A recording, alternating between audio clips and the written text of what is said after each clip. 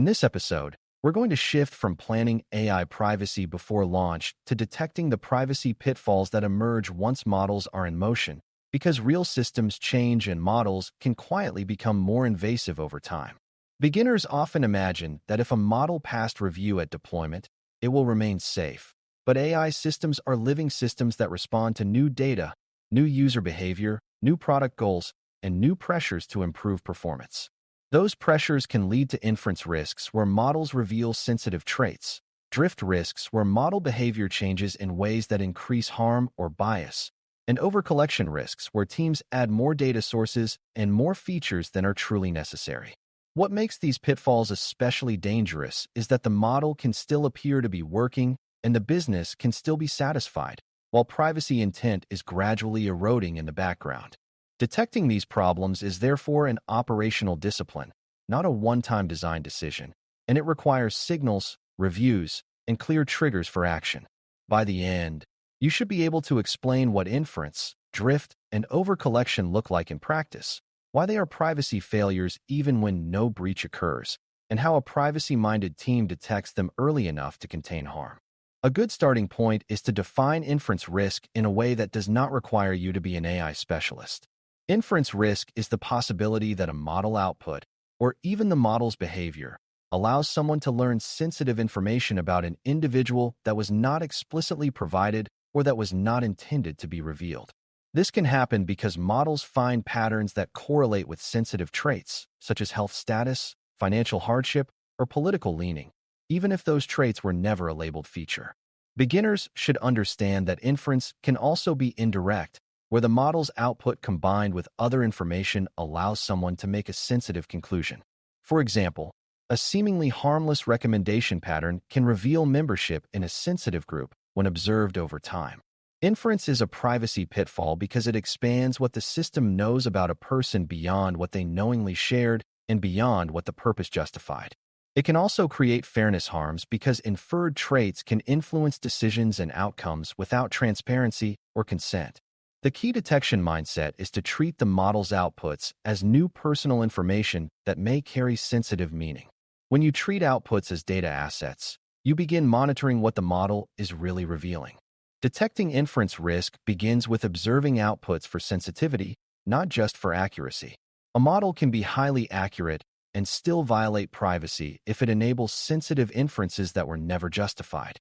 Practical detection includes reviewing what kinds of attributes can be predicted from outputs and whether the outputs correlate strongly with sensitive traits, especially when combined with other available data.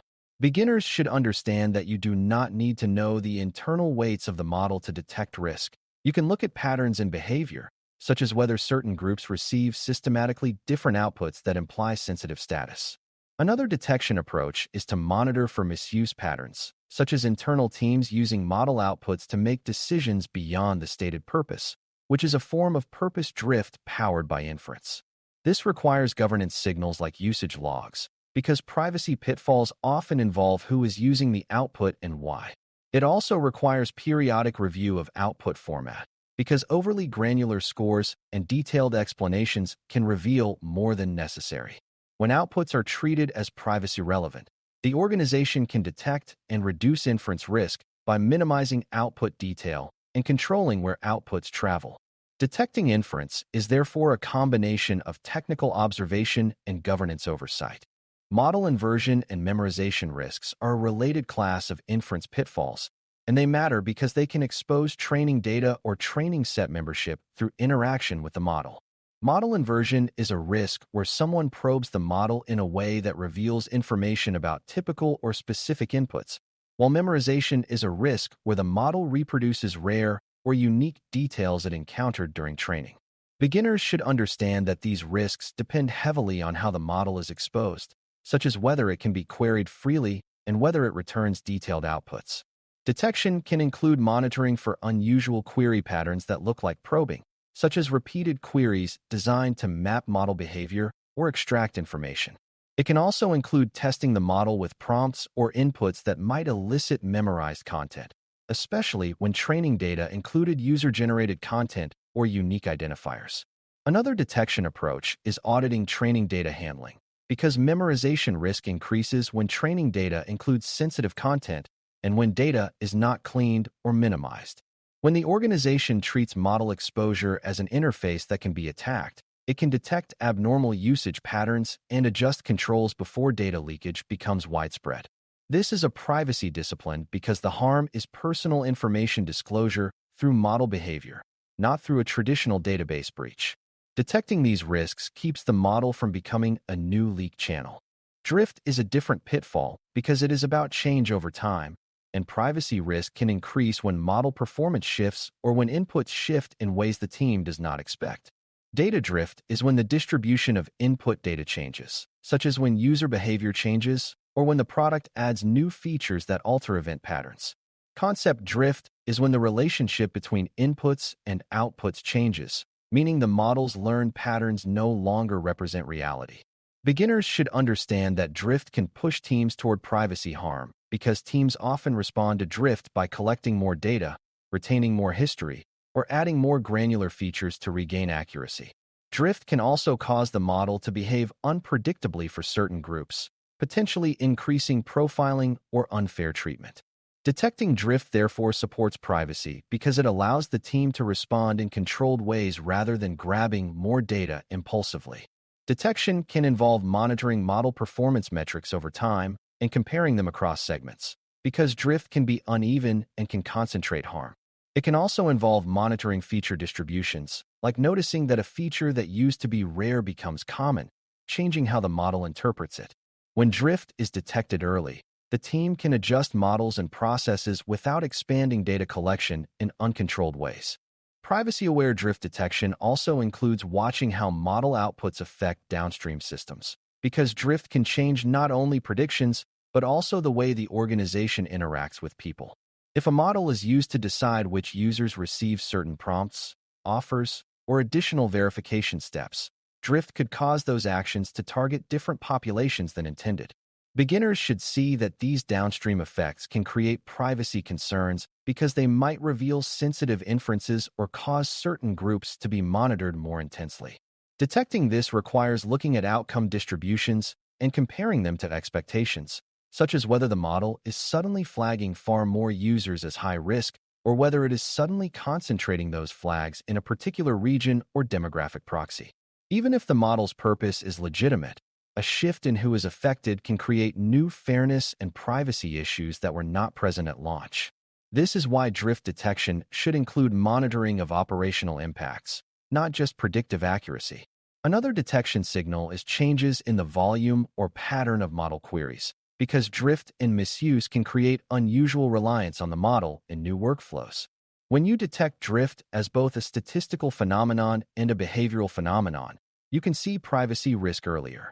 Early detection is what prevents overreaction and overcollection. Overcollection is one of the most common AI privacy pitfalls because model teams often feel that more data will fix problems, and the path to more data can be easier than the path to better design. Overcollection can mean adding new data sources, increasing granularity, extending retention, or combining datasets that were previously separate. Beginners should recognize that overcollection is often justified by performance improvements, but privacy requires necessity, not just usefulness, and many performance gains are incremental while privacy risk increases dramatically. Detecting overcollection involves tracking changes in feature sets, tracking changes in data pipelines, and watching for feature creep where more and more personal attributes are added over time. This is where asset management and consent tagging connect directly, because you need to know what data is being used, under what permissions, and for what purposes. Another overcollection signal is when teams begin requesting access to datasets outside the model's original scope, such as adding location history to a model that was originally based on recent session behavior. Overcollection can also appear as increased logging of inputs and outputs for debugging, turning observability into an additional dataset. Detecting overcollection early helps the organization push for alternatives like better feature engineering, better model selection, or privacy-preserving techniques rather than expanding data indiscriminately. To detect overcollection effectively, organizations need clear baselines that define what data the model is allowed to use and what changes require review. If the allowed feature set is vague, every new data source can be justified as an improvement, and privacy intent will erode without a clear point of resistance. Beginners should understand that a baseline can include data categories, allowable retention windows, allowable granularity, and required consent states, and it should be tied to the model's purpose statement. Change detection can then focus on whether the model is deviating from these baselines, such as adding longer history windows or introducing new identifiers. This is also where process matters, because teams need a path to propose changes, justify necessity, and document impact, rather than quietly adding features and shipping. Another detection practice is periodic feature audits, where you review which inputs are actually contributing to model performance and remove inputs that are no longer necessary. Removing unnecessary features is minimization in action, and it reduces privacy risk while often improving model robustness by reducing reliance on noisy signals. When feature governance is active, overcollection becomes a visible decision rather than a silent drift. Visibility is the first step toward control. Inference risk, drift, and overcollection often interact in ways that can accelerate privacy erosion, and beginners should learn to spot those feedback loops. Drift can degrade performance, which can lead to overcollection as teams grab more data, and more data can increase inference risk by providing more signals to learn sensitive traits. Overcollection can also make models harder to understand and monitor because more features create more complex behavior, which can hide inference risks. Inference risks can then lead teams to add controls like more monitoring, which if done poorly can further increase data collection and retention. Detecting these loops requires looking at the system as a whole, not just at the model training code. It also requires paying attention to incentives, because teams are rewarded for performance metrics and product outcomes, and privacy safeguards must be designed to fit that reality. A privacy-aware approach creates mechanisms for evaluating improvements not only by accuracy, but by privacy impact, so performance pressure does not automatically produce data expansion. Beginners should remember that privacy intent is preserved by managing trade-offs explicitly rather than letting them be decided by convenience under time pressure. When you can describe these interactions, you are thinking like an engineer managing a living system rather than a static artifact. Operational detection also requires observing how model outputs are used and shared, because many privacy pitfalls arise from downstream reuse rather than from the model itself. A model output might be used for one purpose initially, then later used for marketing segmentation, then later used for access control, each step increasing sensitivity and changing expectations. Beginners should understand that output reuse is a form of purpose drift and can turn a benign model into a privacy harm engine.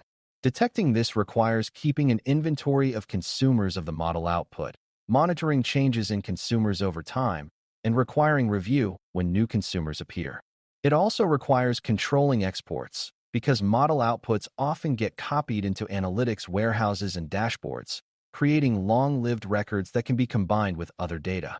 Another detection practice is auditing access to model outputs, because unusually broad access can indicate that outputs are being used casually, perhaps for profiling or exploration. When output use is tracked, privacy issues can be found even if the model remains technically unchanged. This reinforces the idea that AI privacy is about systems and workflows, not just math. Detection must therefore include governance signals alongside technical performance signals. Monitoring and logging for AI systems should also include privacy-focused signals, not just performance metrics, because privacy failures often show up as unusual access patterns and unusual query behavior. For example, a spike in queries from an unexpected service could indicate that a new integration is pulling model outputs without review. A pattern of repeated queries with slight variations could indicate probing behavior that attempts to infer sensitive information or extract memorized content. Beginners should understand that these patterns can look like normal usage unless the organization defines what normal looks like and sets thresholds for investigation. This is where the earlier lesson on privacy-aware monitoring applies strongly, because the monitoring itself must not collect excessive sensitive content. Instead of storing full inputs, monitoring can focus on metadata like query volume, endpoint used, requester identity, and response sizes, which often provides enough signal to detect misuse. Another important practice is to monitor for output distributions that suggest abnormal behavior, such as sudden increases in extreme scores or sudden shifts in classifications. When these signals are collected and reviewed regularly, privacy pitfalls become detectable events rather than invisible drift. The goal is early warning, not perfect foresight. When pitfalls are detected, a privacy-aware response requires disciplined options that do not default to collecting more data. For inference risk, response options include reducing output detail, adding access constraints, limiting exposure of the model interface, and revisiting feature sets that enable sensitive inference. For drift, response options include retraining within the existing data scope, adjusting model calibration, or revising the use case to reduce reliance on unstable signals, rather than expanding data indiscriminately. For overcollection, response options include pruning features, shortening history windows, and reducing granularity, and also revisiting whether the model's purpose has expanded beyond what was justified. Beginners should understand that response planning matters because without pre-planned responses, teams under pressure will choose the quickest fix, which is often more data. A mature program provides a path for privacy review and decision-making that can move quickly, so privacy does not become an excuse to delay improvements, but also does not get bypassed. Response also includes documentation, because if a model's behavior changed and created a privacy risk, the organization must be able to explain what happened and what corrective actions were taken. Corrective action is part of accountability, and accountability is part of privacy trust. Detection only matters if it triggers real, disciplined action. As we conclude, the central lesson is that AI and machine learning privacy pitfalls are often silent and time-based, so detecting them requires ongoing monitoring of outputs, inputs, usage patterns, and changes in data pipelines. Inference risk occurs when models reveal or enable learning of sensitive traits beyond what was intended, and it can be detected by analyzing output sensitivity, correlations, and misuse of outputs for new purposes. Drift changes model behavior over time, and it can be detected through performance shifts, feature distribution changes, and downstream impact monitoring that shows who is affected and how. Overcollection is the creeping expansion of data inputs, granularity, and retention driven by performance pressure, and it can be detected through feature audits, pipeline change tracking, and baselines that define allowed data scope. These pitfalls interact, creating feedback loops that can rapidly erode privacy intent unless signals and governance keep decisions explicit. Effective detection combines technical observability with governance oversight so that new consumers, new integrations, and new uses do not appear unnoticed. Finally, privacy-aware response options must be planned so teams can correct issues without defaulting to more data and more invasive tracking. When you can explain how to detect and respond to inference, drift, and overcollection as an operational discipline, you are demonstrating the mindset this domain expects, protecting privacy in living AI systems by keeping risk visible, controlled, and aligned with the original purpose. Thanks for listening. For more audio courses, daily newsletters, and more, please visit baremetalcyber.com.